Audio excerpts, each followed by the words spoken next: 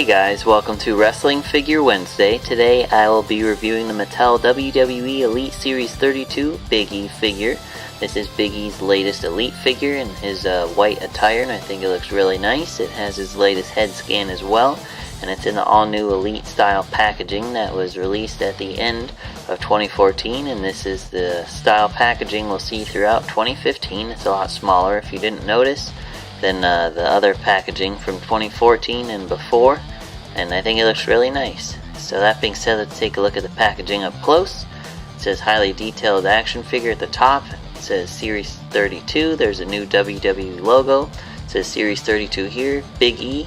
There's a picture of Big E there, and there's a warning choking hazard because of his title he comes with. There's a Elite Collection logo. It says includes Intercontinental Championship. And here's Big E in a standard pose and the Intercontinental title that he comes with, as this was based on when he was still champion. On this side, it says Big E, and there's a picture of Big E there. And then on this side, there's a larger image of him with this cool color effect. And as I've said in all my Elite 32 reviews so far, I really like this part of the packaging. I just think it's really cool. Looking at the back of the box, there's a larger image of Big E there. There's a Elite Collection logo. It says Big E. It says it's based on the WrestleMania 29 in 2013 attire. And it has little facts about him here. It says recreate the action of WWE. Also in the set is Daniel Bryan, Cody Rhodes, Sin Cara, Rey Mysterio, which is a flashback, and Mark Henry. It says compete in these superstar rings. And there's a Raw and SmackDown basic rings pictured here at the bottom. Geez, tongue-tied for a second there. And then there's company information listed at the bottom. So that being said, let's take a look at him fresh out of the packaging. Alright guys, so here we have the Mattel WWE Elite Series 32 Big E Langston figure fresh out of the packaging. Overall, I'd say it's a pretty awesome figure, honestly. I'm not a fan of his. He hasn't done anything too exciting for me to really like him yet. But I love the figure. I think it's awesome. I'm not a huge fan of this head scan. I think his previous head scan was a little bit better. The forehead on this one just looks really tall. And I'm not sure if he really does have a tall forehead like that, or if they just made it too tall. I don't know. It looks silly to me a little bit. But the figure's still really nice. I like the attire a lot. And the build of the figure is just really cool. He has a really unique physique, so it's cool. That being said, let's take a look at the Intercontinental title he comes with.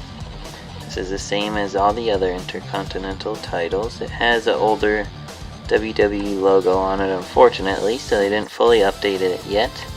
But I guess if you want it authentic to when this attire is based on, it still was that. So I guess you could say it's pretty cool and unique for that sense. You can see all the detail in it with the plates and whatnot. And for those of you that don't know how these belts work, they have knobs on this side and holes here, so you could size it accordingly to whatever figure you want to put it on. And then you just snap it in like that, and then they could wear it. So it's pretty cool. Now on to Big E. Here's his latest head scan. It's not my favorite because it almost looks cross-eyed in a way, even though it's not, but it's pushing it, in my opinion. But it looks like he has a really tall forehead, and that's what looks silly to me. You can see the detail in his hair. And he has a silly look on his face. It's a ball-jointed head that goes up and down as well as left and right. Looking at his torso, his singlet is molded to make it authentic. You can see all the crazy detail on it, which is really cool. See the green there on both sides, and his designs on the back here. He has a typical Elite ab crunch joint there. Looking at his arms, he has ball jointed arms that go up and down as well as outward. Swivel bicep joints, typical elbow joints. Then he has black wrist tape painted on both wrists. He has a swivel wrist joint as well as a hand joint that goes up and down. And he has a closed twist here and an open hand here. Looking at his lower torso, he has a swivel waist joint. And And then he has ball jointed legs that go up and down as well as outward. You can see the trim of his singlet there is black, so that's really cool for detail. He has swivel thigh joints, double jointed knees. And then looking at his short boots, he has a swivel boot joint here, and you can see the detail in his boots with like straps and buttons and what have you, that whatever he has on his boots, I'm not sure. And then he has a typical elite ankle joints, but mine are extremely stiff to the point I can't even show you how this joint works. It's my only complaint on the new elites. I know Mattel tried to fix it for all of us collectors, but now that it's so stiff you can't even move it. But he does have the ankle joint that goes up and down, and then he has this other like rocking ankle joint so he could pose his ankles and feet properly. And yeah, it's a simple figure, but I think it's pretty effective. Honestly, I think they did a really nice job, and I do recommend picking it up whether you like him or not. It is a cool figure to have in your collection.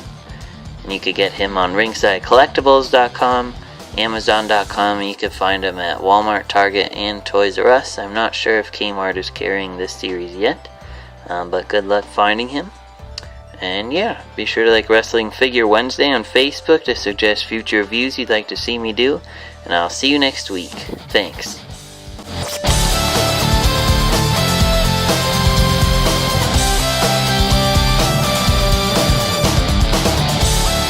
For all your wrestling figure needs, check out ringsidecollectibles.com. Like wrestling? Tune into The Rack, Thursday nights, 10 p.m. Eastern on wildtalkradio.com.